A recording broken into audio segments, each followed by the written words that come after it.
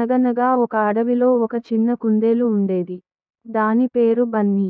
బన్నీ చూడటానికి పెద్ద పెద్ద కళ్ళు, పొడవైన చెవులు, తెల్లటి జుట్టుతో చాలా అందంగా ఉండేది. అది అడవిలో ఉన్న చిన్న కలుగులో వాళ్ళ అమ్మ నాన్నలతో చాలా సంతోషంగా నివసిస్తూ ఉండేది. ఒకరోజు బన్నీకి చాలా బోర్ కొట్టింది. అలా కిటికీ దగ్గర కూర్చుని బయటకు చూస్తూ టైంపాస్ చేస్తుంది.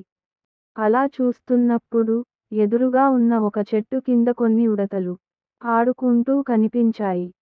వాటిని చూడగానే బన్నీకి భలే సరదాగా అనిపించింది. నేను కూడా వాళ్ళతో ఆడుకుంటే ఎంత బాగుంటుంది అని అనుకుంది. ఇంకోవైపు కొన్ని పక్షులు ఆడుకుంటూ ఎగురుతూ కనపడ్డాయి. వాటిని చూసి కూడా బన్నీకి చాలా ఆనందం వేసింది. అప్పుడు బన్నీకి ఒక విషయం అర్థమైంది. అందరికీ ఫ్రెండ్స్ ఉన్నారు, ఆడుకోవడానికి నాకెవ్వరూ లేరు. అందుకే నాకు బోర్ కొడుతుంది. ఆ తర్వాత రోజు బన్నీ ఫ్రెండ్ని వెతుక్కోవడానికి బయలుదేరింది. అలా కొంత దూరం నడవగానే బన్నీకి చింటూ అనే ఒక ఉడత కనిపించింది. చింటూ చింటూ, నాతో స్నేహం చేస్తావా?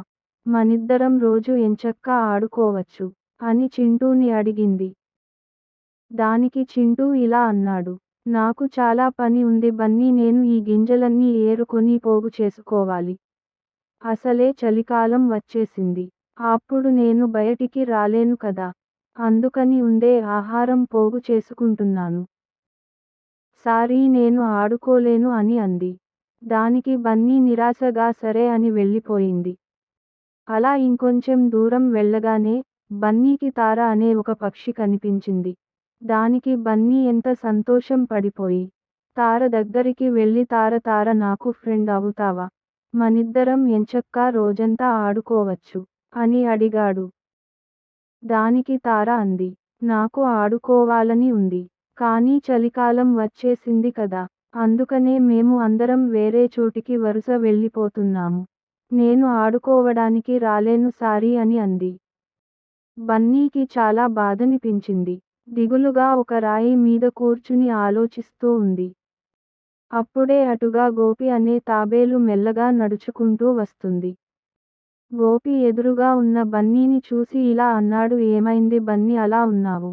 దానికి బన్నీ ఇలా అన్నాడు, నాకు ఫ్రెండ్స్ ఎవ్వరూ లేరు, అందరూ వాళ్ళ పనుల్లో వాళ్ళు బిజీగా ఉన్నారు.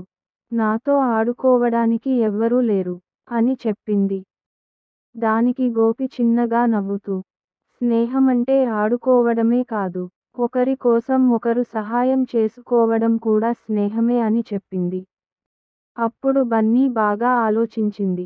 నేను దిగులుగా ఉన్నప్పుడు గోపి నాకు సహాయం చేయడానికి వచ్చింది అంటే గోపి మంచి స్నేహితుడు అని ఆలోచించింది. అప్పటి నుంచి బన్నీ, గోపి రోజు ఆడుకుంటూ మంచి ఫ్రెండ్స్గా మారిపోయారు.